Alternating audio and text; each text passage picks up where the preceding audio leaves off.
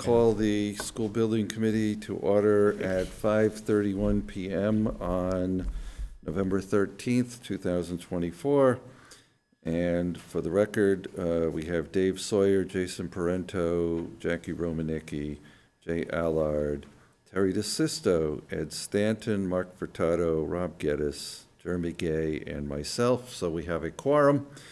We also have in attendance Corey Wild from Consigli and Anjanette Kelso from Skanska and Joe Milani from KBA. So we have all the consultants we need. And so the first order of business is to approve the minutes from our last meeting of July 17th. Is there a motion? Move to approve. Second. Any discussion? All those in favor? Aye. Any opposed? Motion carries. Okay. Are you up, Corey? Is that the deal? Sure. Yep. So I know it's been a few months. We have been slowly kind of crossing things off the list. I think since last meeting, the tennis court resurfacing was completed and approved by the design team. Warranty was submitted and approved, so that work has been 100% completed. The field, so we did some additional aeration to help with some of the drainage concerns on the north end there along Rathman Willard. And then Jason was kind enough to do a test. He ran the sprinkler system for a 70-minute cycle, had no issues with drainage, so that has been resolved. There were some items that came up in our final as-built review. Some of the inspection ports for the infiltration systems were noted as grates, and they needed to be swapped out as solid covers per DEP. So that work has happened. NCI came and replaced all those grates. So kind of left on the plan, or left to complete, would be finalizing that as-built in order to close out the certificate of compliance. There's about 15 to 20 structures that were noted as inaccessible that we're working through. And then we need to obviously update the rates as covers on that plan so we can finalize that as-built. And then with the PVs, we're expecting to get the final price from Griffin on the kind of no export option, which would prevent anything from going back to the grid. So I should have that this week, which we'll get over to the design team for review and approval. They're hoping that that work can happen over Christmas break, and so we can get that work done. I know N-Grid is still in the process of doing their study, but this town has paid for that process to start. There were some back and forth emails within the application because I think there was getting some confusion with some other PV applications that the town was doing, but that has been cleared up. And then the front entrance lights, so Griffin's been working with Jason and Brandon to propose a solution. We received the submittal package for the replacement fixtures that are going to be getting installed today. Those were sent to the design team for review. I know Mark mentioned that school is good with the proposed solution. We just want the design team to review and make sure they don't have any issues with the proposed fixtures. We got an initial review back from Kevin King, and he said that he asked around, because he hasn't used this particular manufacturer himself, but he asked around, and he was told that the new manufacturer is actually considered a better product and more reliable than the original product that was installed from Boca. So he doesn't have any problem doing it, and we'll send the official, response back tomorrow. Perfect. Yeah, I mean, that's the hope, right? Like, I mean, I'm looking at it today, there's one fixture out today, but we know that they haven't been reliable. So this fixture should be more reliable, be able to be consistently change the colors. Again, if we get that approval, we should be able to get the material released. It's about 3 to 4 weeks to get the material in hand. So again, I'm hoping that we can schedule that for Christmas break to do that work. Yeah, so that works for us. By the end of the year. So that's really the update for So let me items. note for the record that Kate Campbell and Andrew Acosta have joined. Secondly, when you were referring to the as-built, so we have not yet been able to file with the Conservation Commission for the closeout, is that what you're Correct. saying? That's correct, yep. We need the as-built for the certificate of compliance to be sent from Semiotis to Nick. So we need to work through there, like I said, there's like 15 to 20 structures that were noted as inaccessible for various reasons. One of them had a car parked on it. One of them is like the acid neutral tank, which you can't go into, that type of thing. So we need to work through those items and update the information to be able to finalize that as-built. So I sent an email over to Nick for some of the items that they have like a hood over the pipe, so you can't get to the invert. Based on what Semiotis has seen on other, surveys where they note that the as-built from NCI would show that original dimension, but it's not a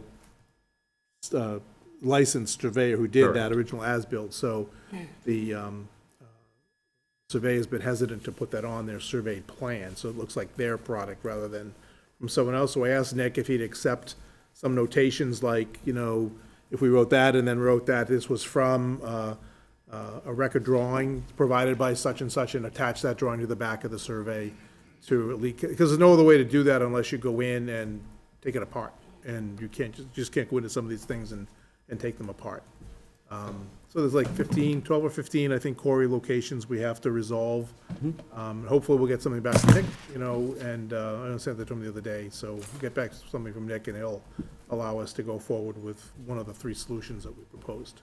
Are there any structures or areas where they may have been paved over where you'd have to replace or patch pavement, or are they out just inaccessible because of cars and? yeah, there was a few that Castings. were noted as like having an internal concrete cover, which were, Joe, I actually did some homework on those. They're the dry wells. So there's, a structure within the structure.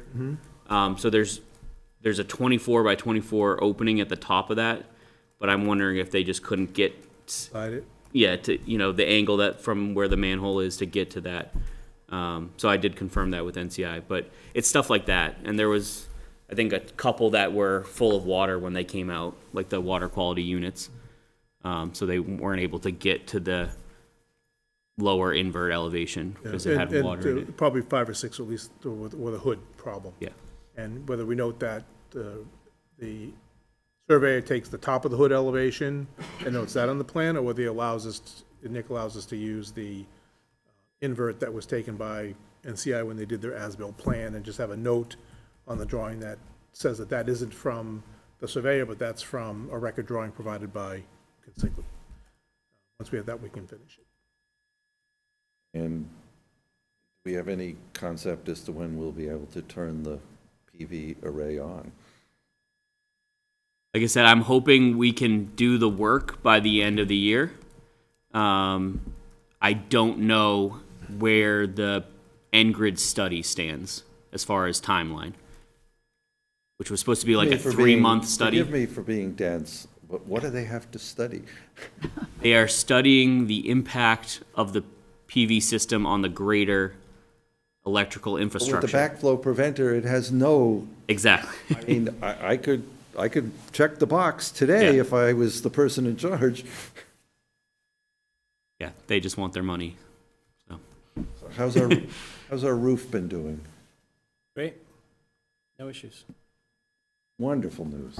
Leaked it all with the rain. Please, thank you. It's easy to not get a leak when there's no rain. Well, yes, I understand that. Even before then, though, it seems like all of our previous issues had been resolved. And the HVAC systems are all working correctly? Yeah, no problems. The 2 hardest things in any building to get right are the roof and the HVAC, right? Absolutely. Good, good. Any other questions from the group? The lights out front, are they more or less an equivalent, just a different manufacturer, or do they function? They function very similarly. They're just different manufacturer. So I think these ones are Reflex maybe, and the ones that are installed are Boca. but they're LED color changing strip lights. Like Joe said, I hadn't heard that they're a more reliable product, but I based on the amount of time and money that Griffin has spent trying to fix those, I would assume that's why they're going with that product. Is there any spare parts or attic stock that was part of the original contract, or is it just Not on those, no. replacing kind? Just replacing kind. They're gonna try to reuse all the internal wiring, like all the control wiring, but the actual relays and fixtures is what they're gonna replace. We actually did have a small amount of attic stock, Oh, you did? Oka system. Okay. You know, that's funny, Brandon and I talked about that today, whether or not there would be some attic stock with this. With the new system? Yeah. We can definitely make sure they give a couple relays or whatever it might be. Yeah, I think it was exactly that, and maybe a couple of, Jason, if there's attic stock for a system we don't have, either you should get rid of it or they should take it back, because they actually used it all 10 up. years from now, no one will remember, and they'll try to fix Yeah. with Yeah. the wrong piece, right? Boca used it, actually. We used it Oh, as yeah, All used their it. visits, they used it up, Okay. so. By the way, It's I all see on gone. the screen Mason Lord. Is Mason with us? I am here. I'm here virtually. I apologize for not being on camera for obvious reasons, but I am here virtually. Good to see you all, and I'm looking forward to hearing the summary of closeout from management. So, thank you for joining us, Mason. We've missed you. Yep, good to see everyone. Oh, all right, any other questions on the construction update? So then, summary of closeout, is that you, Anjanette? or- It's me. So we had Mason had requested a meeting with the mayor, Deb, Laura Gignac, and Brooke, just to sort of understand the timeline for closeout and where we are with the project right now. So the MSBA has a very clear agenda for how things happen. So what I had done is, and I can share this with you guys, it's a lot of fun reading, but I put together a narrative, and it just walked through all of the steps that are required. There's a bunch of forms that we have to, be certified as far as completion goes. We want to make sure that the project funding agreement amendments have been entered into the ProPay system. That's a system that's used by the MSBA for reimbursement. We want to make sure that the budget matches for the MSBA agreement. So this goes back all the way to the beginning of the project, and it's just checking all the boxes. We want to make sure that we submit any final change orders. We have to do budget revision requests for all soft and hard costs, and that reconciliation is going to take, I've been tracking it, so it's just going to take a little bit of effort between Mason and I. And so when, for example, when we use the owner's contingency to pay for furniture, well, the owner's contingency has a cost code that's separate from the furniture cost code. So we just have to make sure that at the end of the day, all of our budget numbers align. And so we'll just do one reconciliation with the MSBA. They can go through it, check all the boxes, and hopefully, we're waiting to get that final 5% that's being withheld right now. They only paid up to 95% of what they thought they were going to reimburse for the project. There's an opportunity to recognize some additional reimbursement from change orders and whatnot.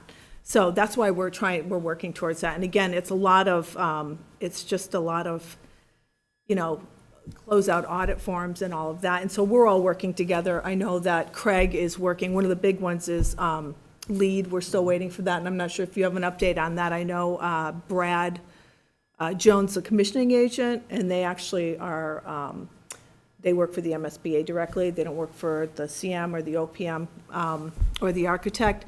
And I know he's been completing all of his final forms as far as the lead submission goes as well. And so we need that information from him as part of the closeout as well. And then there's the DCAM notification. It's it's sort of like a performance review, and so we've done them for all of the subcontractors. The only ones that are left to submit are for Consigli as the CM at risk, and then Griffin. And so we're hoping in December, when Consigli submits their final pay application, we can send that over. That gets sent to the MSBA. It also gets sent to DCAM as well. And then the only other one that we have to do as a group would be for the architect. So we have to send his in, and then we just wait. We work with the MSBA. They're very, very good at, communicating anything that comes up. They'll pick up the phone, we'll have a conversation. So we just try to make the process as smooth as possible. So in theory, we like to think that it's going to take, within a year, we'll get it done. But, and they do have someone now, she actually was our project manager from the MSBA, and she is there specifically to help districts through the transition, through closeout and stuff. So I will send this over, just so you guys can see. Just, there's a lot to do. And like I said, I've gone through it with Mason and Deb and the mayor. And, I think everybody was pretty comfortable with where we're at and where we're headed. So that's the update there. And again, I'll send you guys all this information just for your reference, so you can kind of see what the process is. Send it to Brooke, she can send it out to the Yes, group. for sure. And Jeanette, sorry if you don't mind, Jack. And Jeanette, with the update from Corey with some of the work possibly being done around the holidays, are we more anticipating final applications for payments in January, February now, rather than December? No, I think our plan is still to have the final rec be dated December 31st. So therefore, Okay. it'll be submitted, I think, the same timeline. I think that's what we originally anticipated, and then having the designer and the OPM final invoices submitted, in February or March. Okay, so we'd probably be looking to have a SBC meeting around that time to close out those contracts and actually move to kind of the MSBA closeout process. Yeah, I think that would be correct. Are we looking at a January or a February meeting? Well, we could do a January just to close out consigli. That would be a quick one. But then that would be also where it would be final acceptance for everything with consigli, just to close them out. And then we would have to have another one anyways, because we still have to close out the architect and then, the final billing and invoicing that we're going to send through ProPay. We have to have a final ProPay submission so that we can continue with the closeout process. When would the KBA closeout occur? I'm going to say no earlier than February. The reason I asked that question, to follow up on what Mason was asking, would we have a meeting in February, or do you want us to have a meeting in January to approve the consigli December 31st rec? And you don't have to answer that question Yeah. now, but, let Brooke know so she can let the group know when we need to be on I call. feel like it would be best to schedule a meeting, at least get it on the calendar for January, just with the closeout and the final acceptance of consigli's work in their contract as well. We have to get their DCAM evaluations in, and I can't do that until the final payment's been issued. So that would be the preference, if you guys don't mind.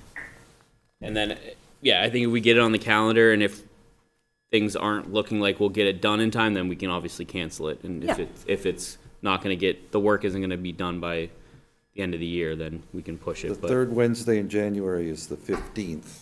Should we schedule a meeting for then or for the 22nd? Why don't we say the 15th? Okay, And we'll do it at 5:30 here. yep. Okay.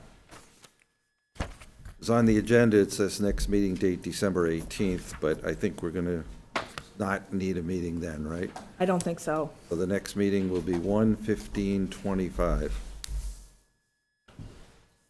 Okay. And just so everyone's aware, Jack, to actually formally transition into the MSBA process, every single contract and basically expense under the project has to be incurred and paid. So even Skanska's contract, technically, while some of the obligations will be outstanding, for us to actually enter into that MSBA process next year, their contract will also be closed. So they'll sort of be billing out the remainder of their contract while still having outstanding work, which is unique for the city. But obviously with a project of this scale, there's certain things that are a little bit different, but they won't even allow us to enter into the closeout phase until every single contract is completely closed out. So we might have a February or a March meeting to close out other contracts then, if I understand you That's correctly. correct. That's correct. Okay. Corey, did we get the PV array turned on to do commissioning, or we did? Yep, commissioning is done. So it's able to work as designed.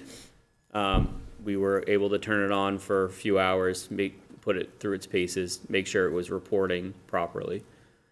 So Brad from, what's his new company now? Cadmus? Brad Jones from Cadmus? Cadmus, yes, thank you. So he was part of that process, and the reason why we did that is we didn't want to hold up the lead closeout process. Okay. Other than talking about bills and all, Anjanette, do you have anything else? I do not. Joe, is there anything you wanted to discuss? Okay. So the bills are, if you want, did you want to move into the bills? I think that's what's Okay. the only thing left on the agenda. Okay. So we're going to do a little bit of catch-up here, and I'm going to just explain before we get into if we look at the invoices, the list of invoices that's part of your package here, there seems to be a lot of them. So what's happened since our last meeting was we've been submitting, Consigli hasn't submitted a requisition since their June pay application. And so we've been submitting for both Skanska and KBA. There's been a couple of other invoices from the city that have come in as well. And so we've been submitting, and then it was agreed previously that the invoices could get paid, and then they would just get approved by the SBC the next time we met, which is today. So in July, So I'm we're sorry. ratifying Yes, the payment already signed by that's the mayor? correct. That's That correct. your understanding, Mason? Absolutely, yeah. So those couple of months from Skanska and KBA were authorized by the mayor, as well as the N-Grid invoice for the PV array, and then the FedEx invoices. Those are typical owner's costs that we recognize after the fact. Okay. So we have Skanska 16,850, 7690, and 4,050. We have KBA for 8080, 8080, 5051, 1018. We have National Grid for 10,790, and we have FedEx for $39.78, for a total of $61,648.78. So a motion would be in order to ratify the payment of all of those bills. Move to ratify. Second. Is there any discussion? All those in favor? Aye. Motion carries.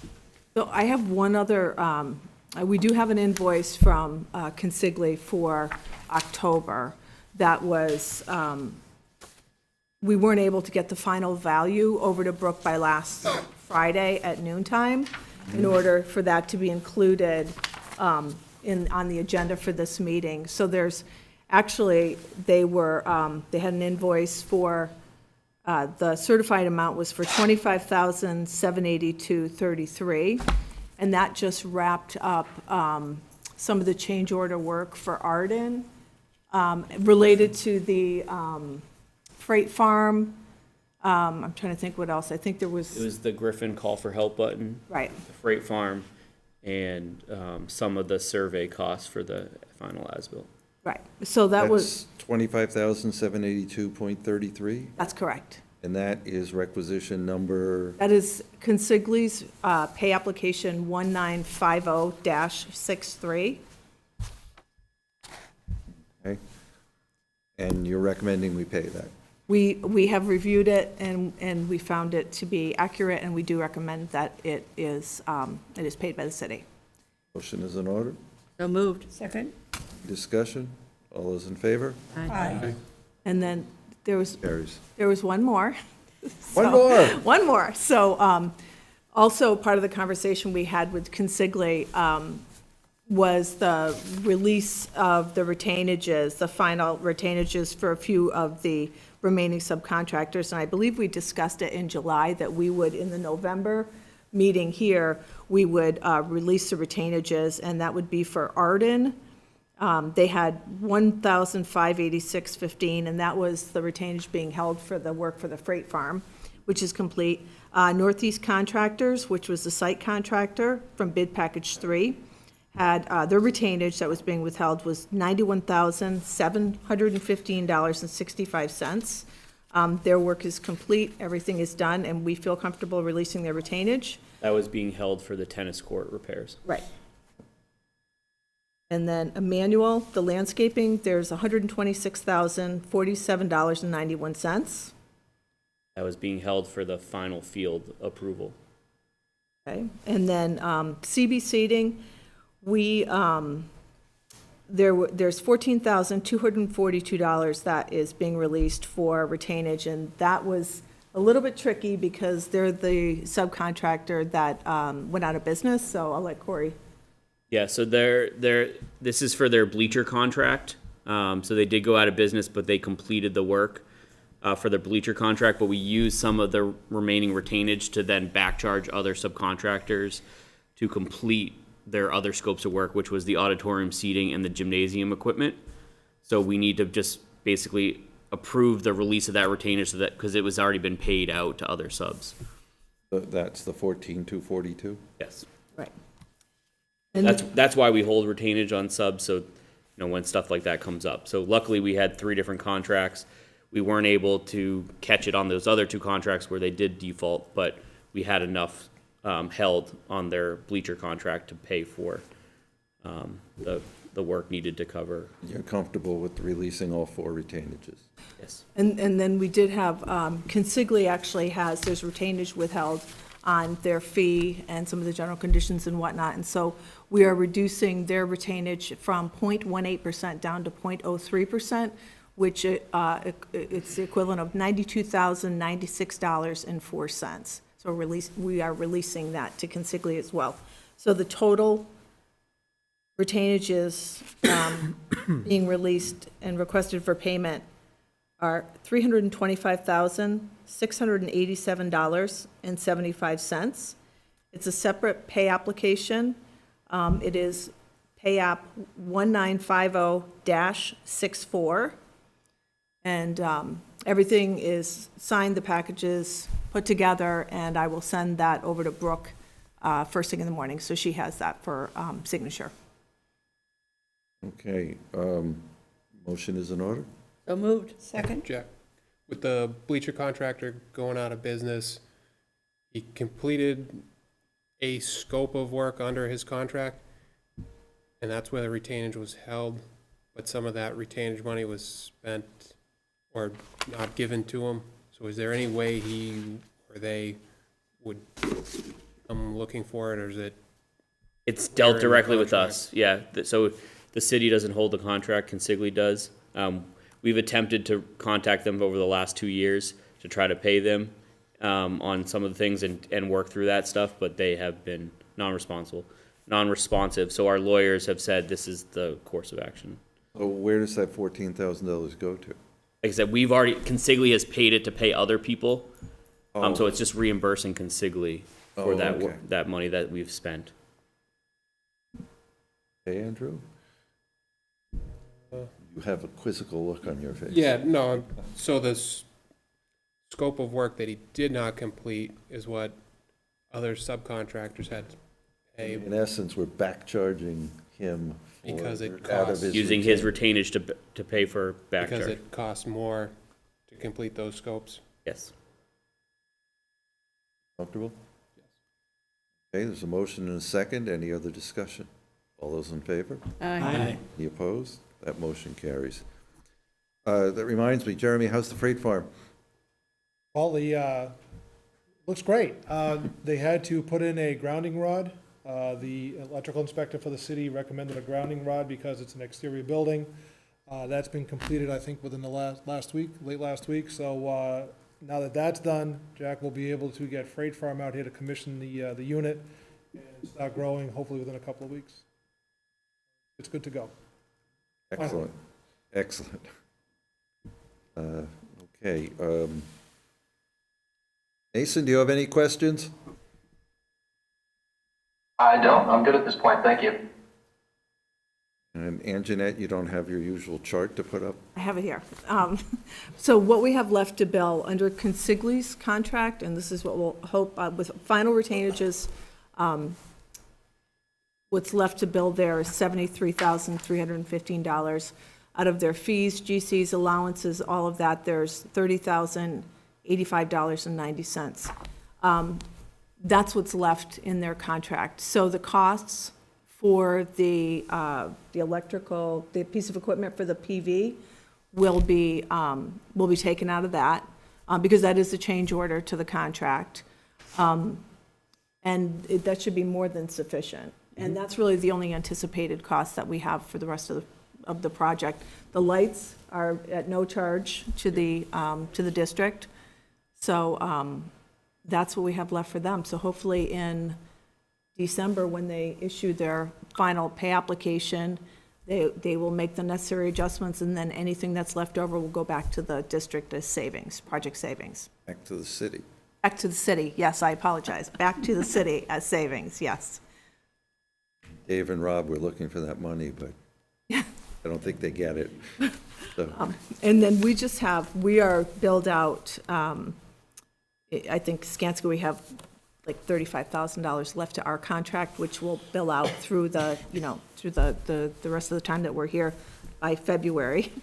And then Castle Booze, I think you have an adjustment for unused reimbursables? Yeah. Right. Over that with Melinda. Right. So we're working on that, and that'll also go back to the city as project savings as well. so how much, if you know, because we used money over time to give back, but how much to the good did we end up? I can get you the number, but how would much be savings went back to the city? Yeah, Roughly, right now, just looking at these, that's $1 million. 1.8, why don't you, 1.8? oh, 1.8? From the construction contract. Just from the construction contract, 1.8. But some of that went to go fund furniture and So, stuff like that. right. So- And so there was a little bit of a, we did have to, I think we were short about $1 million with furniture and whatnot. So if you could, Sure. send to Brooke and do a calculation and just, how much of the 259 whatever we didn't spend? Yep. I think everybody would be interested to know that. Yep. I can do that. Good. I think it's really important to note the fortunate timing of the project. School projects we're doing now, only like 5 or 6 years later, are double the cost per square foot. Yeah, my memory is we were around 550, and last I heard, other schools were at 1,050. And Neshoba was about 945 as our estimate came in last week. And of course, we also, through good work by the entire team, saved about $5 million that we put into the Drummond Street fields. So we should never forget that we were able to access those fields out of this project. And the Parking lot. Island Park parking lot. City is now using. So do you want me to factor in all of those costs as well? I think it would be interesting to Okay. know. Well, Corey and I had a tally going at one time, just trying to keep track of everything, so sure. Okay. Anything else that we need to cover tonight? Then thank you all, as always. We'll see you on January 15th unless the date changes. And a motion is in order to adjourn at 6:05. So moved. Second. In favor? Aye. You're adjourned. All right. Oh, my God, Mark.